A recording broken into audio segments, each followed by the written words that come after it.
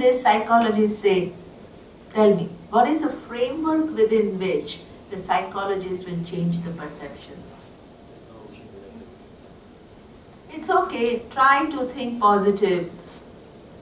Try to think that yes, that person has their abilities, you have your own abilities, do the best.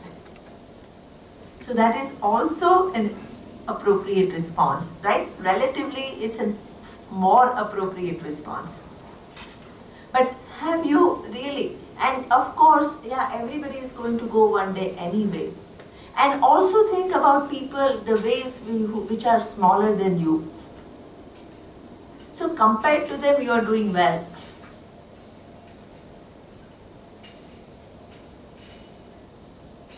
So that means, what is the framework within which this objectivity comes?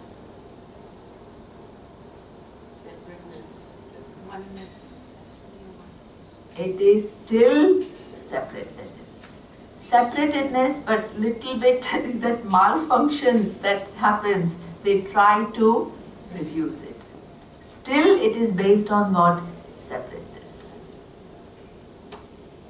So that means you are trying to make your responses more appropriate, but within the framework of I am distinct from everybody else, and I somehow have to manage my life, reconciling that it's okay, some people are better off, some people are less well off, and I do what I can. Vedanta appropriateness comes from a paradigm shift. You have to see this. If you don't see this, you don't get what Vedanta is saying.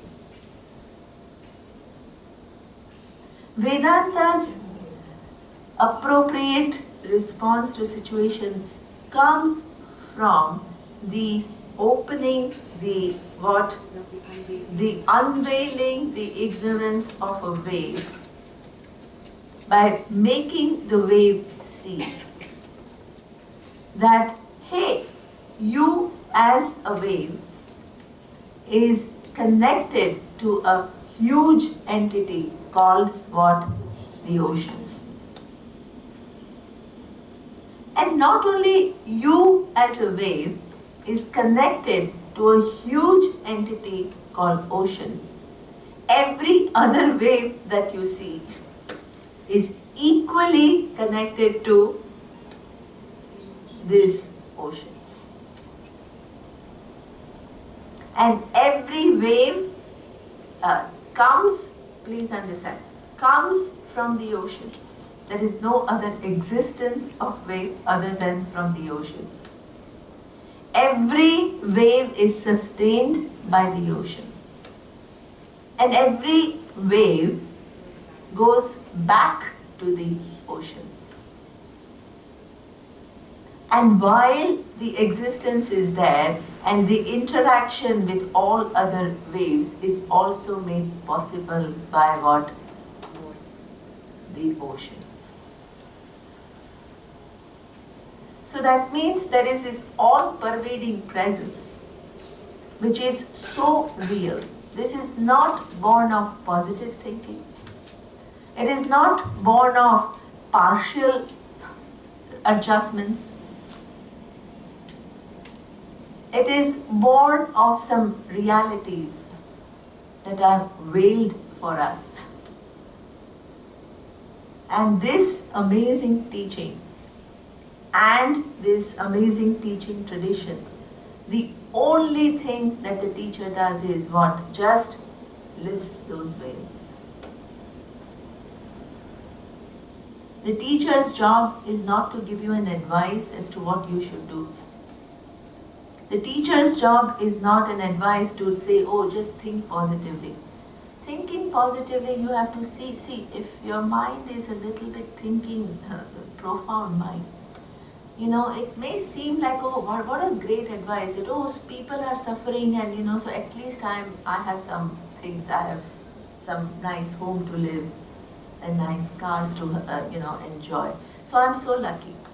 Hey, if your sense of well-being comes by seeing that other people are lower than you, you're not a wise person. Please understand that.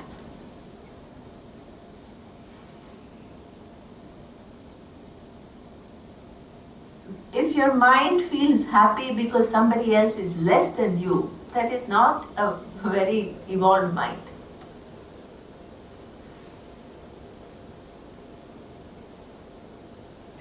But if your mind sees the magic of this whole arrangement, which places people where they are, where you saw dissatisfaction, there is this infallible laws of this intelligence,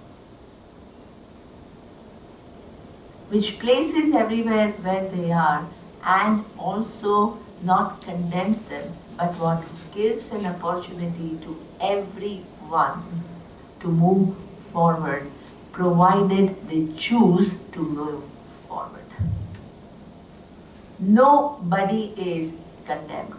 You have to see this very clearly.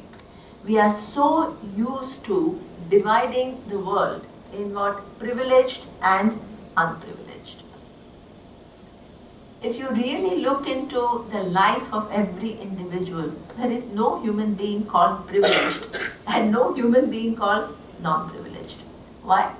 Because each one has their own unique challenges. Who you, looking at from outside, feel that, oh, this person is so privileged.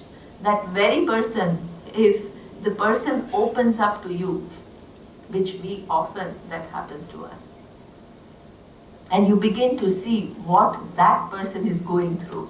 Like Mukesh Bhai keeps telling me all the time. And all these, so many people who come to him, who seem of what, like very high-fi, some big world leaders, some big people, big industrialists. And in the vision of everybody else, they are what? Privileged. But he says, I have to do more work with them because they have so many imbalances.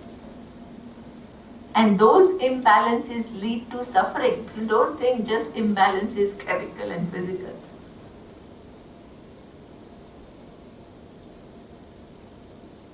So that means as a human being, there is no real category of what, and even those people that you say are highly not privileged, they also have their fair share of happiness.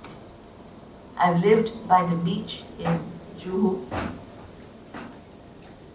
and I have observed almost every day that these little street kids, when they come to the ocean and the joy with which they play with the waves, it is they are given their own share of joys and they are also given their own share of challenges. Every human being comes with certain amount of pleasures and certain amount of challenges. And everybody has been given an opportunity to move one step forward. And using every opportunity to move one step forward is what we call intelligent living.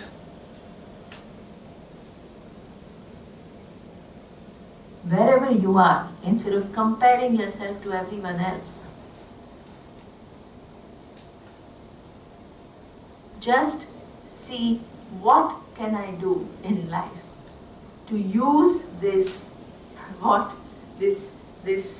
body, the senses, the mind that are endowed to me for a limited period of time to the best of my ability. If your mind can become like that, and that not only me, but everybody else is endowed with this ability, and that ability is work of Ishvara. And I'm also connected to every individual and all the forces in the universe, whether I recognize or not. And any action I do towards that betterment of anything else also leads to what? My own betterment. If you can keep this vision and keep going, then in that vision you feel good not because somebody is suffering, not somebody is lower. You see your connection to the whole. That's a different way of appropriate response. Different, totally different.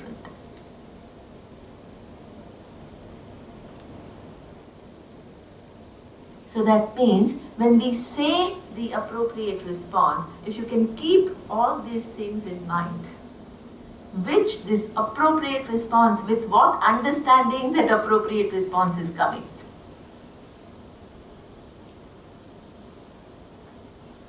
This is the paradigm shift that the Vedanta teacher tries to what? Inculcate. And that takes time. It's not an easy job. Because each one, as Mukesh Bhai says, comes with what?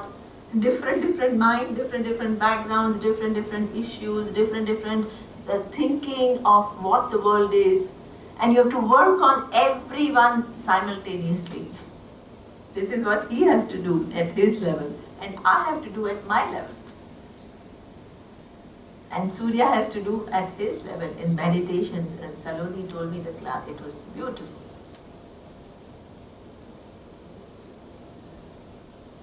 Everybody participates in that whole process.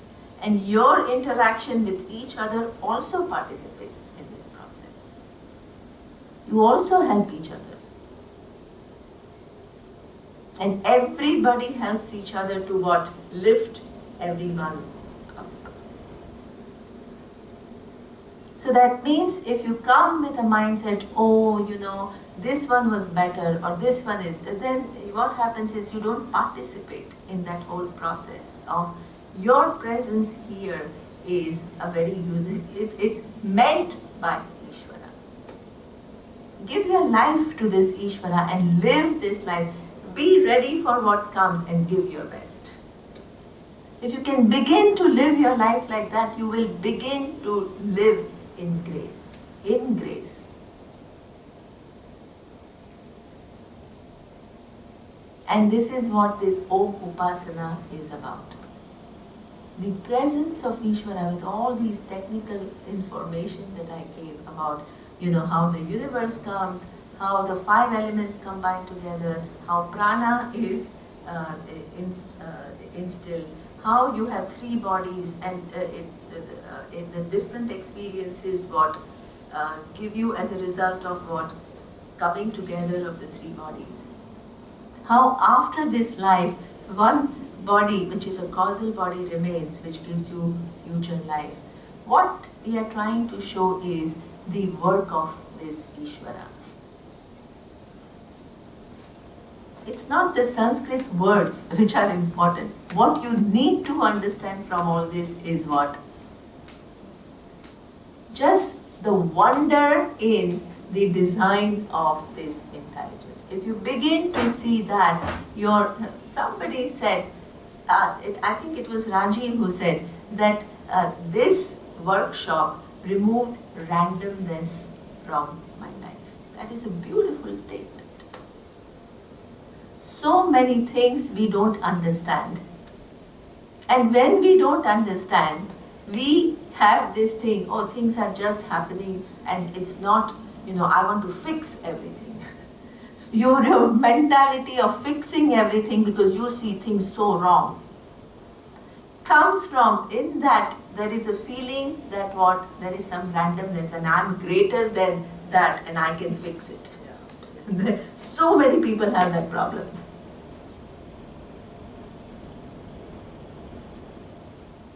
What you need to understand is that there is an infallible design out there.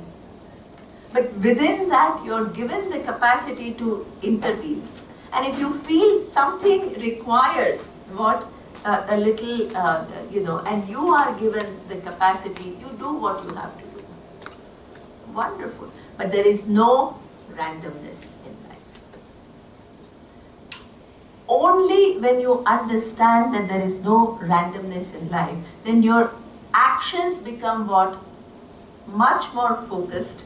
Your burdens of fixing things become what? Less. You just do what needs to be done. You are here at that given point in time, and you need to participate in the universe.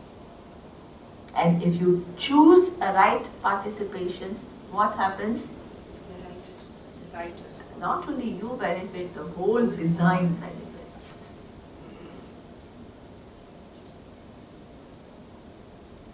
So therefore, if that is how one begins to, these are the shifts that we are talking about. So therefore, this Om Upasana, as we saw, this it's an ingenious method. Ingenious method. If I showed you through all these questions and answers that all that is here is the presence of Ishvara, then how will every day you will bring in mind this presence of Ishvara? Through one word, Om. That one word will remind you of what, not just a partial manifestation of Ishvara, but what? Whole of Ishvara. Whole of Ishvara. Because if I think of a sky, I'm only thinking of what? One manifestation of Ishvara, right? Because there is air, there is water, there is earth, there is space, there are objects. But if I'm thinking of Om, I'm thinking of what? Whole of Ishvara. How? The word Om comes from 3 syllables. What are the 3 syllables?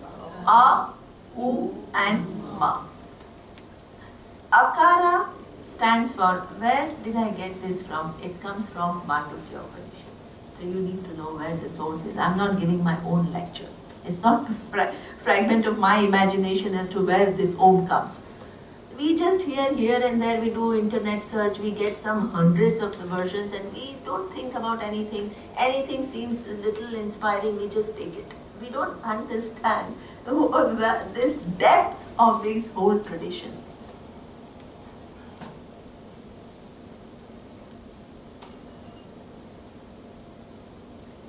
Akara specifically refers to the entire physical world. Entire physical world. That physical world includes what?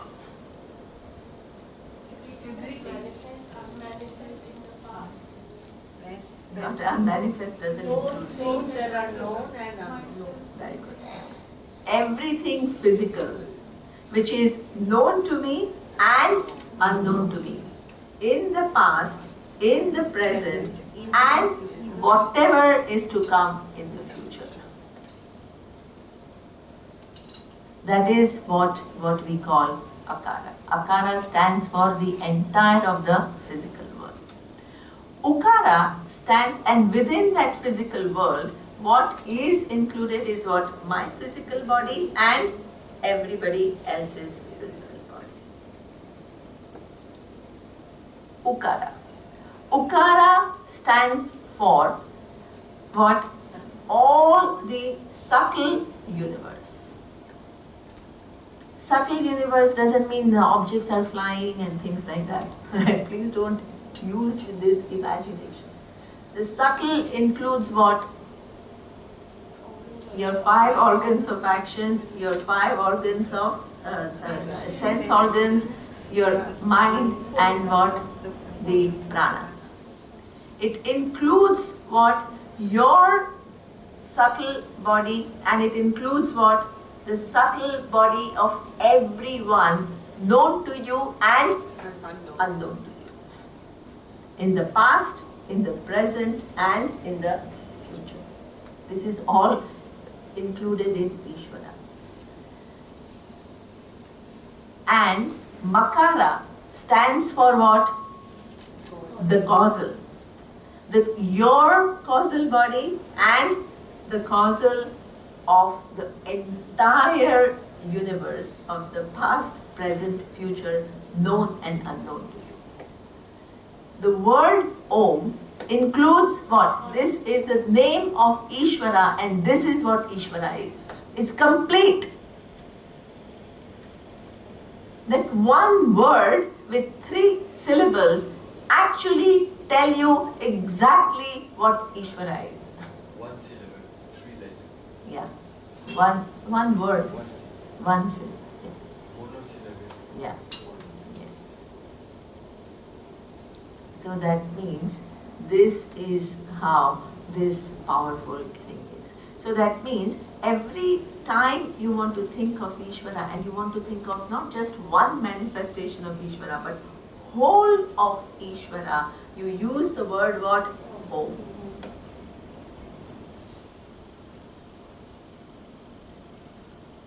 This is why, as Mukesh Bhai was saying, or anything, any auspicious thing starts with what?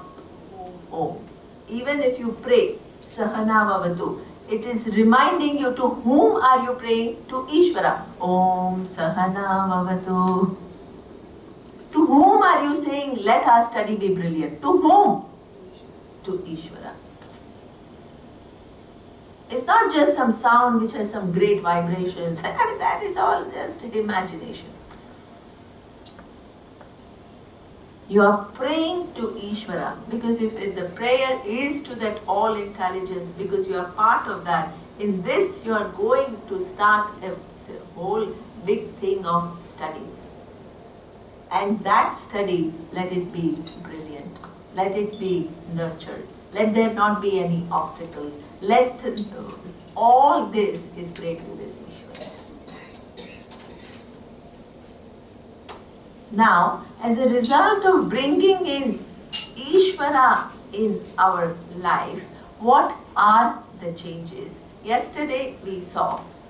The first thing is that the tendency to blame everybody else, that goes away.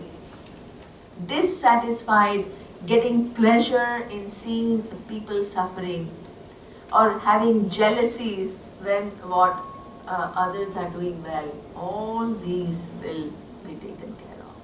If you really begin to learn these things and understand the implication of these studies properly, then blaming will go away.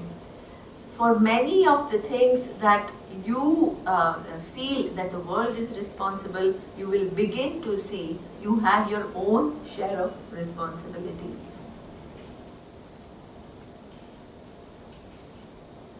And then what happens is, if you understand that, you will try to what?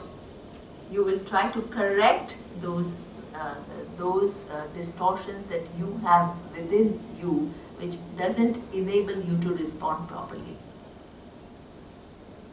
So that means this is the second correction that happens.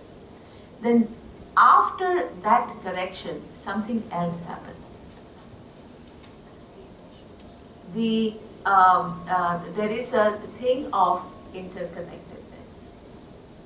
So that means it's not that you're interested in this individual just making some small corrections.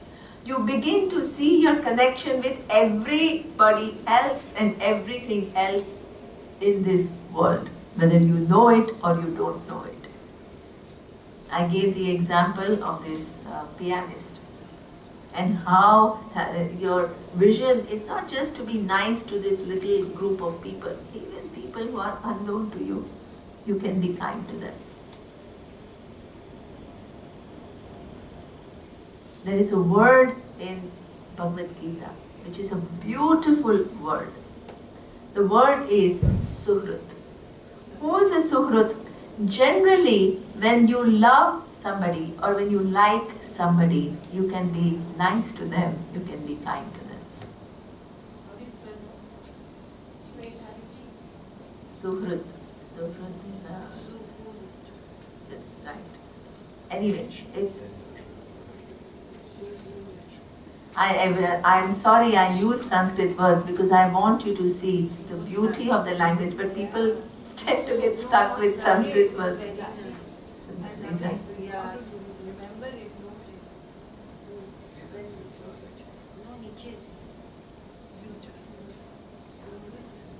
Suhrit is a beautiful word. It shows that your kindness extends to people who are even not known to you. What does it mean? You live such an alert life that suppose as you enter the hotel, then there are these two people who are serving you. You acknowledge what their work, you have inner leisure to smile at them. You have inner leisure to say thank you to them. You are not caught in your web of thoughts and in your own life and oblivious to the people around you and how they are contributing to your well-being. Every human being that you meet, this waiter in the restaurant is not for you to bully.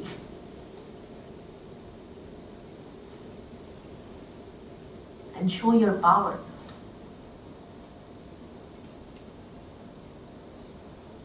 That person, maybe is, especially in the US, is studying and working really hard to make that person's living. And helping oneself to him, herself or herself to education. And to think that they are just there to serve you is not the right way of looking at it. Suhrat. Smile. Whatever, whenever, like I think I wasn't here, but Videsh was just telling me that, contribute. When you recognize the effort of that person, what should naturally come to you is what? Let me acknowledge that. Either that acknowledgement can be in terms of some little financial tip that you have to give, or just smiling at him. Or even if you don't like something, you can ask for something else, but be polite. Thank them. This everything is Ishvara. It is not supposed to be only about some kind of an intellectual understanding. It has to transform your behaviors. And in small things, when you transform, the big transformations take place.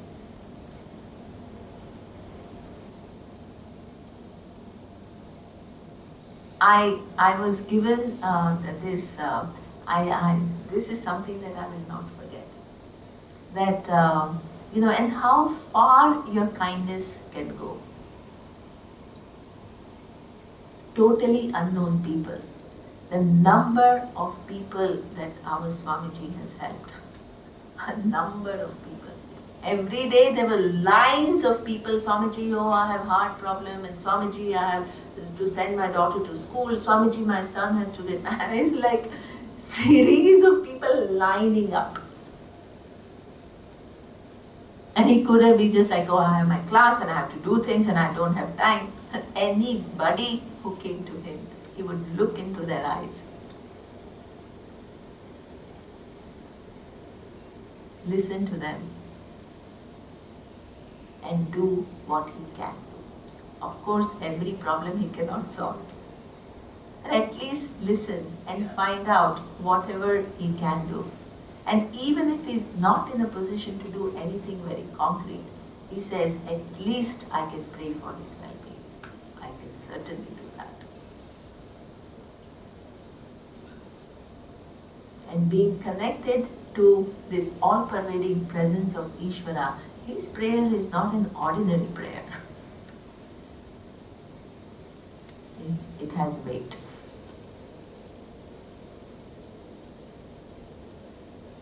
This is a person which we call Suhrit.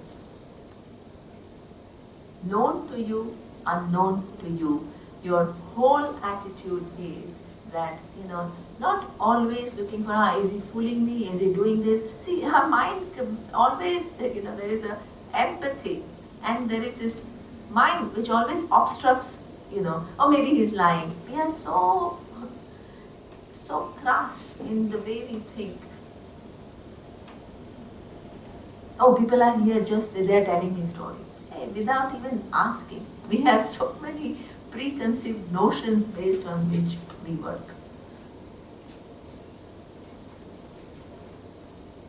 Breaking free from all of that and just connecting to everything and everyone. So that is what we call, this is the benefit, which is you're seeing your interconnectedness, and let that interconnectedness percolate in small details of your life. And big things and small things, both.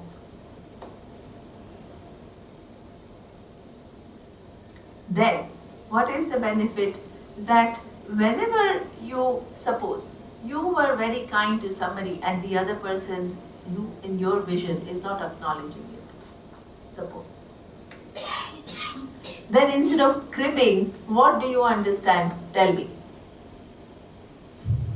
I didn't mind it. Otherwise, what happens is that there is this whole thing of, oh, I'm doing so good, but what others are so, non-thankful. This is again not a healthy attitude. You do things what you have to do. You've done it, the universe will take care of you. No act of kindness gets what? Unnoticed. Whether that person notices or not, there is an all-pervading presence of Ishvara, which nothing gets missed. There is no Ishvara sitting out there and you say, oh, did he notice my action? It is all-pervading. There is no chance that anything gets what? Unnoticed. So that means this is, then your kindness comes not because, and you're not constantly looking for what, is it being compensated or not, are people thankful or not, it is just done because it has to be done. And then what will happen is you begin to live in grace. The more you take care of others, the situations that come in front of you, they will all be what? Even if there are challenges, you will be protected. Who said, I think Nandini said yesterday, that there was some accident that somebody had to go through, but there was a huge accident and the person was what? Very mildly injured. So that means it's not that things don't happen, but because the way you choose to live, any challenge that comes also gets what?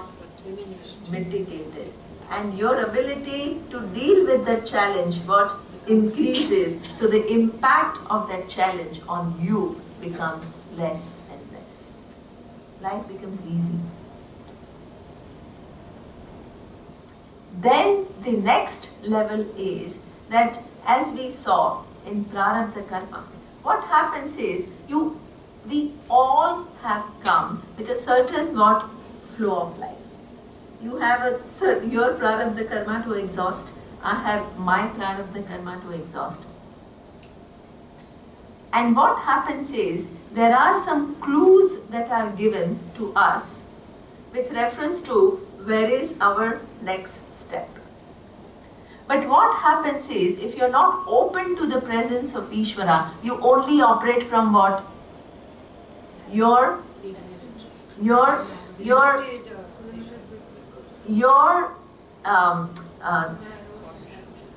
narrow vision. Exactly. Your narrow vision where you say, oh, I want this, I want this, I want this. There is this whole thing of this power of your free will, which operates only from what you want to do. As you begin to see the all-pervading presence of Ishvara, of course you have your own power of what you want to do. That is healthy, it is good. But what you take in is what? The inputs that are coming, which are clues. clues of where you have to go. What is an example of that? Suppose you have to, as a boatman, you want to go to the going across. You want to go across and you have a boat to go across. And you also have your skills of what? Driving your, rowing your boat to go across. And suppose you only operate from that I want to go there and I have this boat and I have my skills and I really have to get there. It's okay. There's nothing wrong. But suppose as a boatman, you begin to be aware of the fact, hey, there is one whole big intelligence in addition to my will of getting there. There is all this intelligence which is at work. What are the intelligence which are at work? There is a wind. There is a depth of the river. There is what? Whirlpools. If there are this crocodile or not.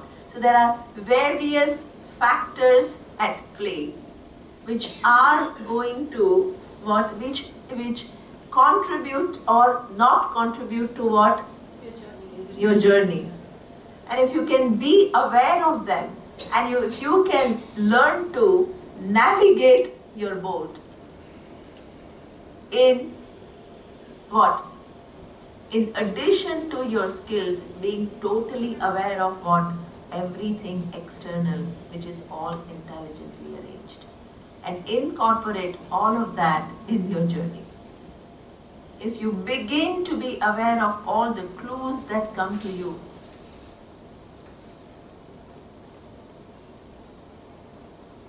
you are guided, you are protected, and you use that, your journey will be so much easier, and you will flow so easily, and you will navigate with skill and elegance. Otherwise, it all becomes what? My will, and I want to get there, and at any cost, I will do it. So that means that is one beautiful thing to do is what? Flow with life. So many people ask, and then what happens is, as you begin to flow with life, the final thing that happens is, you are so aware of the presence of Ishvara, that Ishvara begins to use you as an instrument to get things done.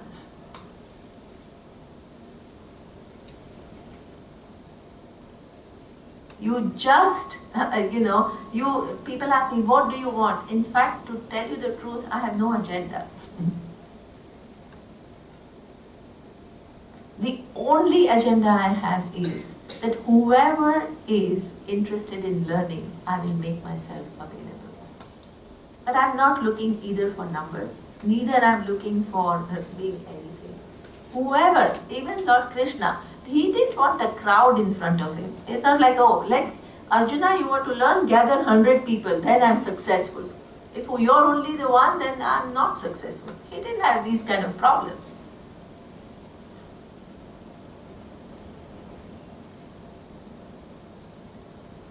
Any person who is sent to you is sent by Ishvara. It's not possible, Surya keeps telling.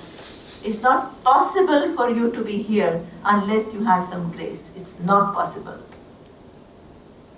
Something or the other will happen and it will not be possible.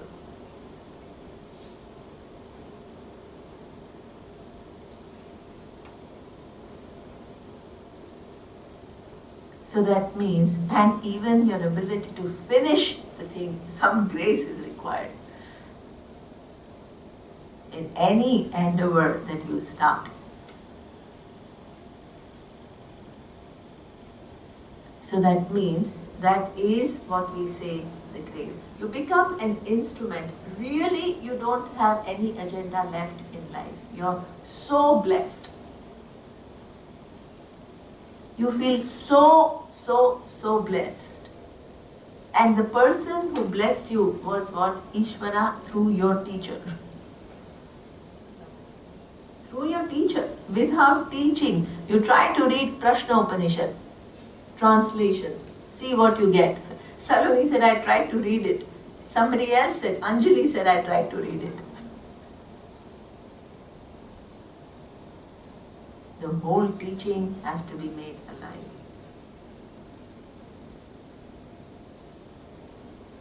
So that means, and for making it alive to all variety of people who come from their own thing, it requires skill. And the only place where you get that skill is Ishvara. After I come here, I prepare notes. Every class I come to, I prepare notes. There is no class where I don't prepare notes. I come prepared. But when I sit here, what comes? Before every class, I pray. There is not one class which I do without a prayer. And that is, let the right teaching come through me. This teaching is not about what I think. It is not about my thing. It is all about the realities which are way beyond me, the individual. But this instrument has to be used that in that delivery there are no distortions. I don't add my own masala into it.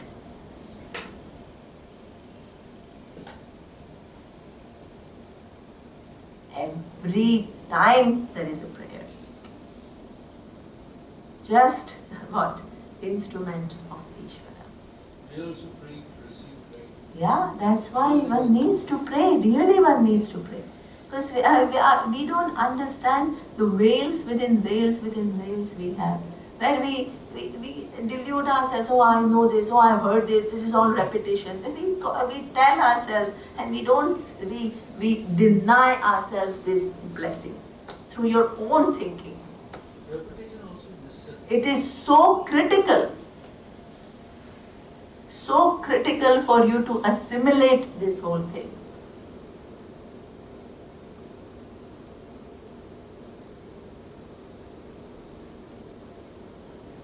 So therefore, this is what happens.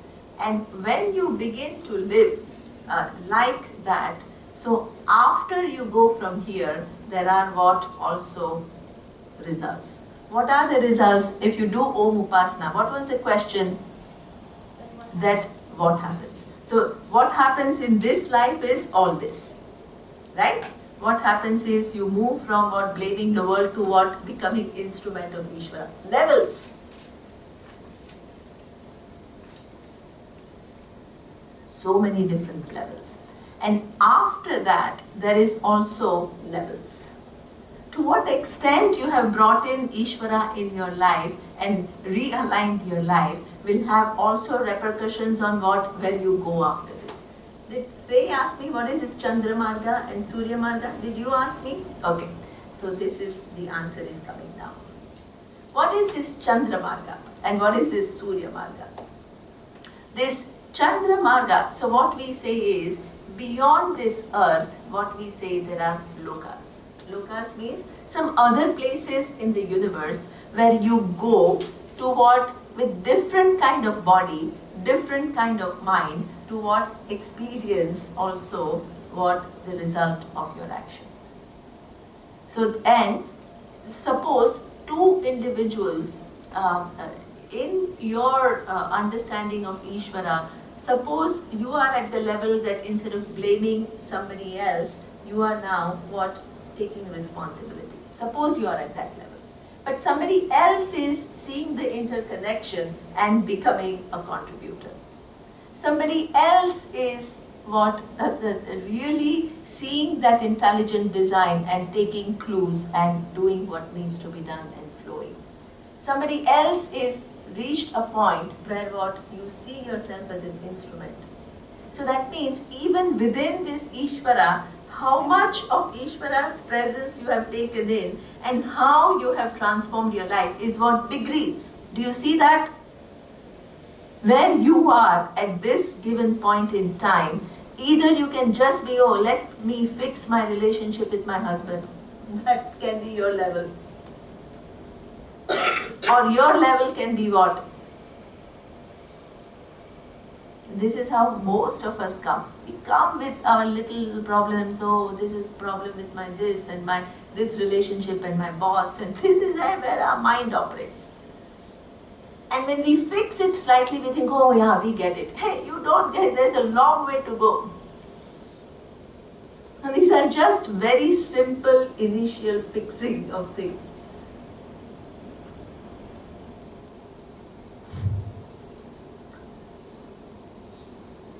You have a long way to go in your expansion.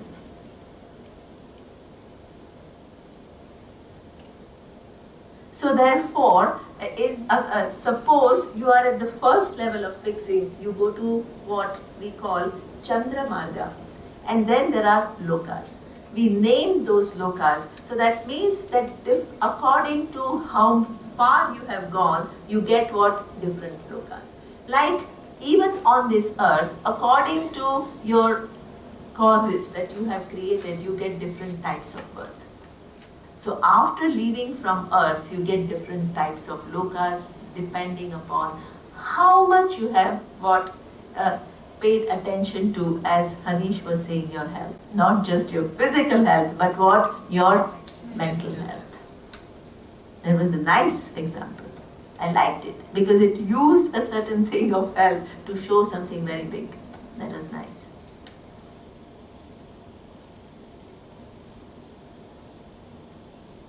So, there is first loka, which we call Pitru Loka. Then there is the other one, with the Shastra talks about 7 different levels of experience that we have in different lokas with different bodies and different environment. Pitru Loka, Gandharva Loka, Deva Loka, Indra Loka, and the highest is what we call Brahma Loka. Loka is, as I said, one place where you go, where you take different bodies and you are surrounded by different kinds of objects and they give you certain enjoyment. So suppose as a human being, you're given a body which itself is limited. The capacity of your ears is within a certain range. So that means you may not be able to pick up certain sounds. Suppose there is this so-called sound when, as Raji was saying, some around the sun there is a sound.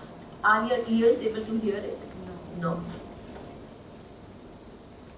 Now in other loka, your ears are programmed in slightly different manner, that the capacity of your senses to pick up data is what? Slightly subtler. And as a result of that, the pleasures are slightly more, slightly heightened pleasures.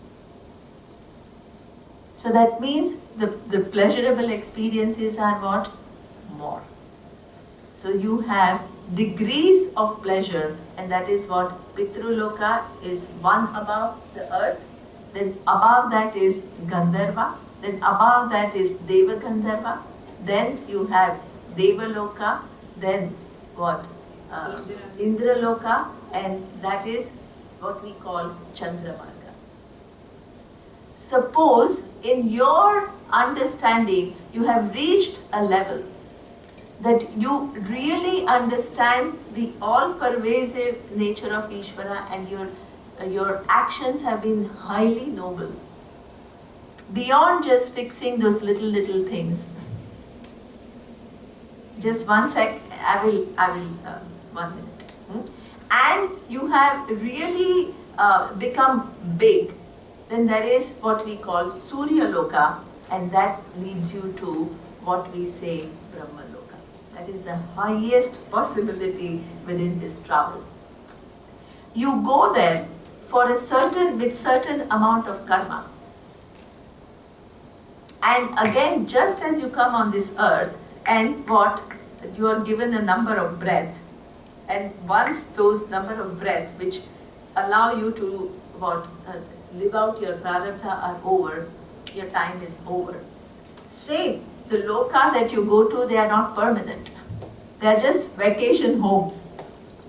You've done some good things, now go enjoy. It's like you worked hard in Dubai, oh, you've earned a lot of money, go to Hawaii, have a good time. It's like that. Going to lokas is like that. Nothing is permanent. Within this bhuloka, some nice place. Bhuloka, this is bhuloka. So that means all these different places that you go, they are all a result of what? The choices that you make. The higher the loka, what the two things? The capacity of your senses are heightened, the objects that are there are more beautiful, and your capacity to enjoy is what? More. Just sensory pleasure. Exactly. So that means wonderful. That is where you come to moksha. If you begin to mostly what happens is people they think, wow, I want to happiness, so let me go and have better happiness. If you begin to recognize that in fact any loka that you go to is just for what? A limited period of time. Your karma takes you there for a limited period of time. It will get exhausted and you will what? Come back again, and you will give up that body and you will what? Come back again. Is just vacation home. So that means you work so hard just to go on a vacation. And then you come back again. So that is where when Rajiv is saying, oh, that's all. So then what? What is life beyond that? So this is where comes that the final equation. The life is not meant for you to just keep traveling endlessly. Go for a vacation home, come back. Then what? Again go on a vacation, come back. Sometimes if you do something good and you are given a privileged birth, suppose, right? And you come as a rich kid in a good family. But because you are given everything right from the beginning, either you become highly arrogant and push people around. What happens? This very punya that gave you that position brings you down. There is no rule that you keep going up.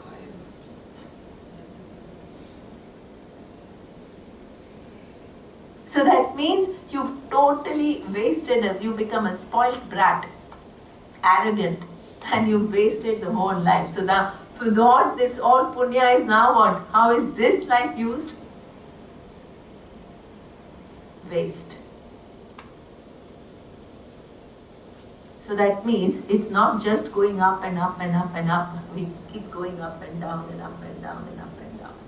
That's why you have to learn to live with responsibility.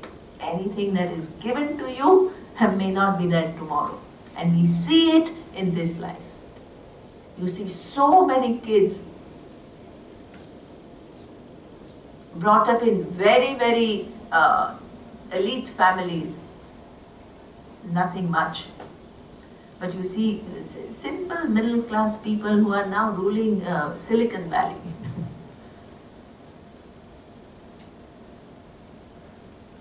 They have all become CEOs and they are not from some very elite, they are simple families. Brilliant. History provides proof to people. Huh? History provides proof. Shah of Iran is gone, Marcos is gone, Bush is gone. Everybody. And then you see Ronald Reagan is what, like Parkinson, doesn't know. There was a movie on Margaret Thatcher. Yeah. Completely lost. So that means this up and down, opportunities come. You have to have what? Don't lose perspective. They remain for a short time. If you don't make use of them, instead of going up, you go down. This is why this knowledge, once you have and you understand this, you will hopefully not fall into these ups and downs. Hopefully your life will only go what?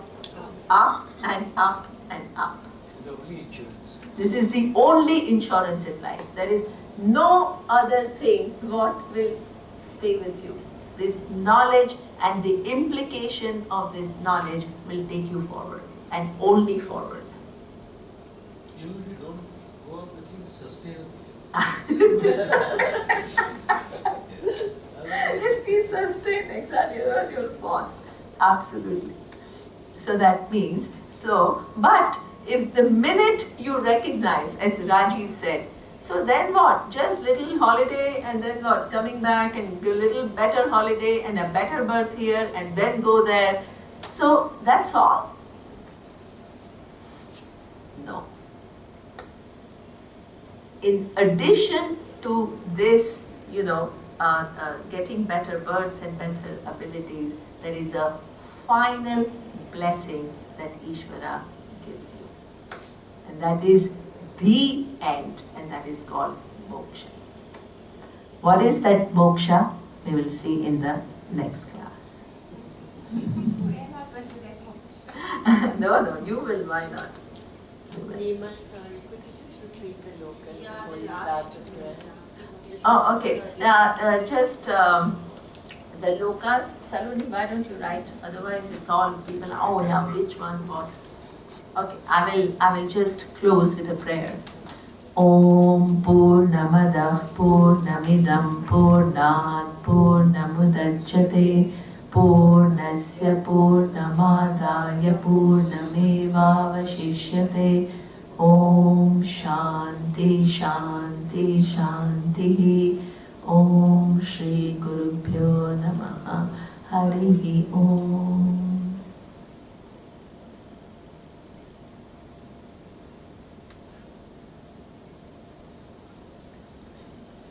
Marisa, there are 7 lokas up, and if you do inappropriate actions, there are 7 lokas down.